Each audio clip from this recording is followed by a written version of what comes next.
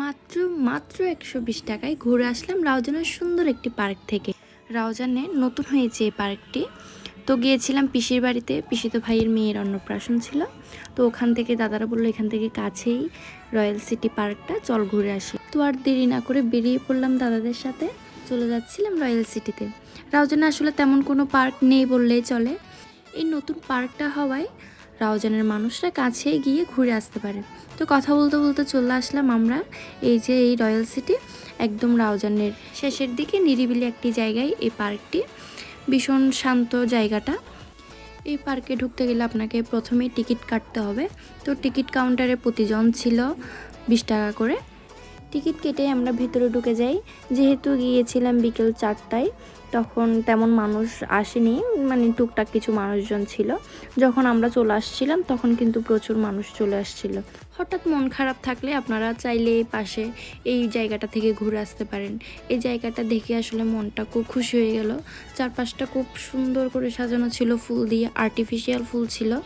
আগে আমি ভিডিওতে বা ছবিতে দেখেছিলাম ওখানে অনেক ফুল চারা গাছ ছিল, হয়তো এখন সেগুলা নষ্ট হয়ে গেছে বিদায় আর্টিফিশিয়াল ফুল দিয়ে সাজানো হয়েছে। তারপরে পাশেই ছিল একটা পুল, তার পাশে ছোট ছোট অনেকগুলা ছবি তোলার জোন করা হয়েছিল।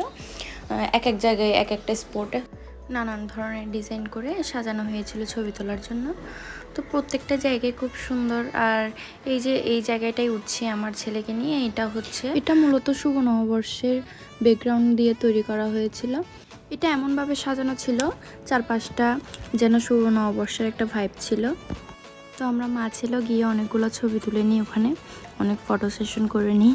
আমার ছেলে উঠে খুব মজা করছিল ওখানে। ওর চারদিকটা এত জিনিস দেখছিল, কোন দিকে গিয়ে যে ও দুষ্টুমি করবে বুঝে উঠতে পারছিল না। তো ঢোকার সময় দেখছিলাম আরও অনেকগুলা ওখানে জায়গা ছিল যেখানে বসে ছবি তোলার জন্য। এরপরে যাই, ওখানে আরেকটা ঢোকার গেট ছিল, ওটা হচ্ছে বাচ্চাদের প্লে জোন। তো ওখানে ঢোকার প্রত্যেকটা টিকিটের দাম ছিল 100 টাকা করে। তো বাচ্চাদের টিকিট কাটা হয় মূলত, বড়দের গার্জিয়ানদের কোনো টিকিট লাগে না, শুধু বাচ্চাদেরকে ঢোকানোর জন্য একটা টিকিট মূল্য ছিল 100 টাকা করে। তো আমার ছেলে তো মহা খুশি, ওর সাথে সাথে আমরাও সবাই ঢুকে ওর নামে টিকিট কাটা হয়েছিল। গিয়ে ও প্রথমে বললো আমি ঘোড়ায় চড়বো, এরপরে ওকে আরেকটা প্লে জোনে তোলা হয়, ওখানে ও আসলে ভয় পাচ্ছিল। তারপরে ওখান থেকে নামিয়ে আমরা ননদ বৌদি মিলে বসে পড়লাম বাচ্চাদের প্লে জোনগুলোতে। আর 100 টাকার টিকিট যখন কেটেছি, বাচ্চা ওসুর করতে না পারলেও বাচ্চার মাদের ওসুর করতে ফেলতে হবে। তারপরে প্রত্যুষকে আরেকটা স্লিপারে তুলে দিই, ওখানে গিয়ে ও অনেক মজা করে। এটাতে ও ভয় পায় না, এটাতে খুব সে আনন্দ করে এটাতে খেলে। তো এরপরে ওকে আবারও আমরা নিয়ে যাই ঘোড়াতে চড়ানোর জন্য। বাচ্চাদের যখন আনন্দ করতে দেখে মা বাবার মনে আসলে একটা স্বর্গীয় অনুভূতি হয়, সেটা বোঝানোর মতো না। তো বাচ্চাদের খুশি আসলে আমাদের খুশি। এরপর ওকে আরেকটা যখন প্লে জোনে তোলা হয়, ওখানেও অনেক বেশি ভয় পাচ্ছিল, নামতে চাচ্ছিল না। এরপর ওদের মানুষ গিয়ে ওকে নামায়। এরপরে ও আর একটু মজা করে ওখানে। ওর সাথে আসলে ওর সময়টা যতক্ষণ ছিলাম, ও পুরাটা সময় ওখানে খুব ভীষণভাবে আনন্দ করে।